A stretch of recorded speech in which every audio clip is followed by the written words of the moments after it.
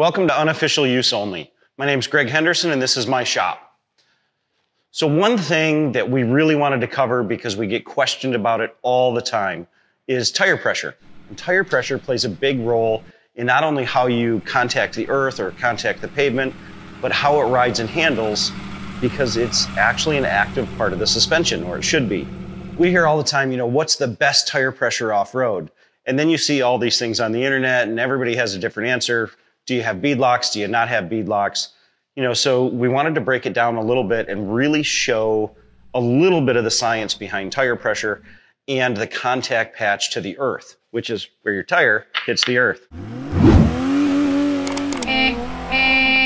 So the way that we conducted this test today, took the vehicle and we jacked the axle up. So I lifted the tire off the ground and with a dirty tire, I set it down on a piece of paper. On full weight of the vehicle, jack off. I even kind of shook the vehicle to make sure that it got a little stable footprint. And then we jack it straight back up. So the tire literally just went down and up. Jack off on each piece of paper at each individual PSI. We also took the vehicle outside at each individual PSI, parked on a rock, and we went through all those PSIs. That way you could see what this tire does on a rock and how much force it started to grab with. At 37 PSI, we literally only had a little tiny piece of the tire touching the very top of the rock. And then as it went down, from 37 to 27, there was almost no difference. It was very mild. Once we got to 17, it started to take a little bit more shape. But definitely, even when we hit, I think it was 11 PSI, you could see the difference from 17 to 11, how that tire wrapped around that rock. So at the lower PSI, it was really, really knuckled into it. Once we got down to 5, I mean, it was squeezing it, like it didn't want it to get hurt. I typically run with these tires about 25 PSI for the street.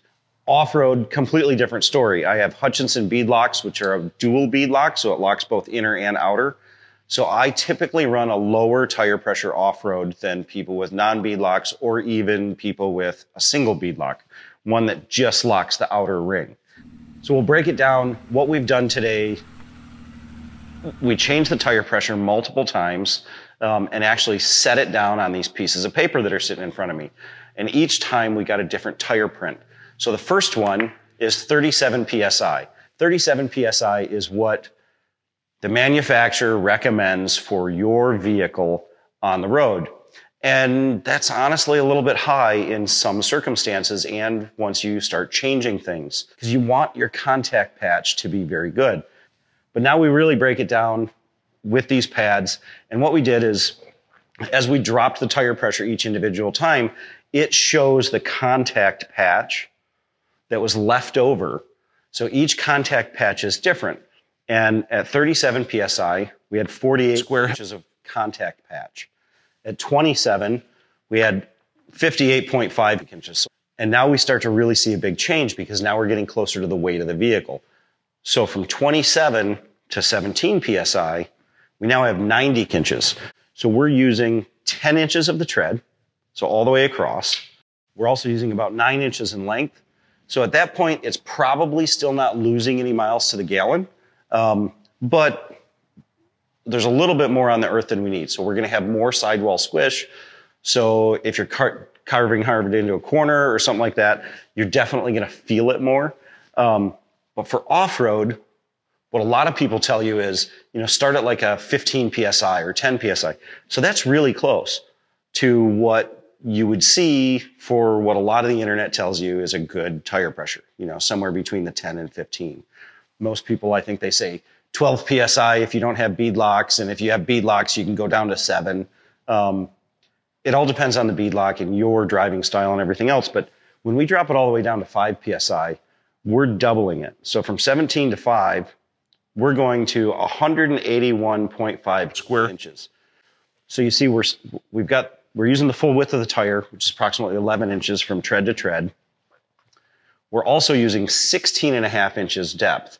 So now our footprint is huge. And what that does is it transfers all the power of the vehicle into that pad. So if you remember back when you were a kid, or if you've ever seen it like a nail bed, you would never lay down on one nail because that nail would poke into you. But you'd lay down on a whole bed of nails and it wouldn't even hurt you. It's the same thing. We're spreading out that load of the vehicle. So there's a lot more of the tire touching the earth, which is going to give us way better traction. It's also going to smooth out the ride because the tire is an active part of the suspension. So when you throw all these things together, tire pressure is a huge deal. It really is. And it's one of those way underlooked things. What you see it a lot of times, people will read their sidewall and it'll say max 55 PSI. So they'll air their tire up to 55.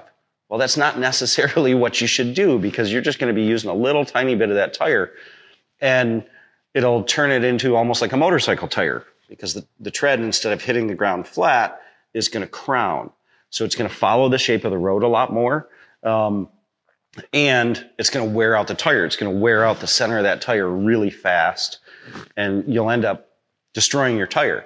If you're driving and you're using the entire tread, because you're spreading that load out, your tires are also going to last longer because it's dissipating the force on the tire. You notice I pulled out my power tank because we pulled in at 5 PSI and I wanted to bring this from 5 all the way back up to 25. And with my power tank, I can do it in under a minute, where with the air compressor, it might take 3 or 4. So just a little plug for Power Tank because I absolutely love their products and I buy them for every single one of my vehicles. But speaking of that, if you like these videos and you like some of the content that we're bringing, give us some feedback. Let us know in the comments. Tell us what you think. Ask more questions if you want me to get more in depth. I will come on and just type them out and answer them, or maybe we'll do it with a whole follow-up video. But, to really show us what we need to do to get better for you. Also, if you could, like, subscribe, click the notification bell, on Instagram, Facebook, YouTube. You can follow all the platforms, and that way you can see all of the content, past, present, and future, and it will give us more feedback. So follow along, definitely enjoy this ride with us.